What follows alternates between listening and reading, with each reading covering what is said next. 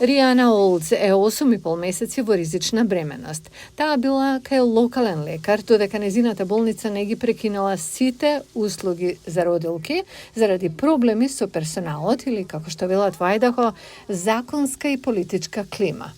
Literally a month before we're supposed to have her, they're like, we're closing. Буквално еден месец пред да се породам ни јавија дека ја затвораат клиниката и не знаевме што да правиме.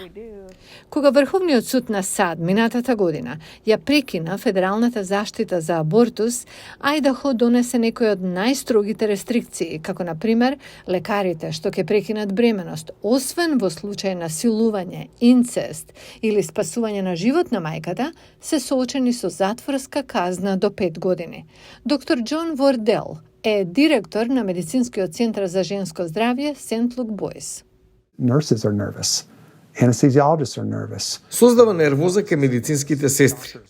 Исто и кај анестезиолозите и фармацевтите. Лекарите чекаат. Контактираат со адвокатите. Веројатно, сите сме исконтактирале со повеќе адвокати за последните 8 месеци отколку било кога во нашата кариера. Ниеден лекар од Ајдахо не е кривично гонет според новиот закон, но Вордел вели дека согледаниот ризик за таа можност е реален. Кога ќе внесете страв во процесот на донесување медицинска одлука, влегувате во проблематична територија. За тоа се работи, дали на тоа сакате да го фокусирате вашето внимание како лекар во ова тешко време. Не сакате тие да мислат на ризикот по самите нив. Сенаторот на државата Ајдахо, Бен Адамс, ги поддржа ограничувањата за абортус, но е скептичен во врска со нивната поврзаност со болниците кои ги суспендираат услугите за пораѓање. Адамс вели дека законодавците ја балансираат здравата средина за медицинските професионалци со тоа што не попуштаат пред, како што велат, принципите на електоратот. Секогаш кога има промена во законот, има последователни потреси што се случуваат. Тоа не значи дека треба да се вратиме назад и нема да се промениме.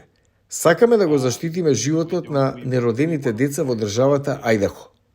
За Риана Олдс, опцијата за породување е да вози повеќе од 90 километри до најблиската болница, што нуди безбедно пораѓање.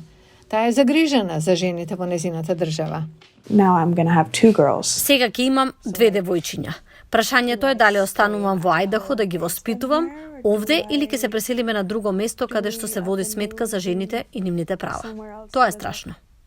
Минатата година 10 лекари се специализираа за справување со ризични бременности како незината. Вертел вели дека до крајот на годината ќе останат само 5.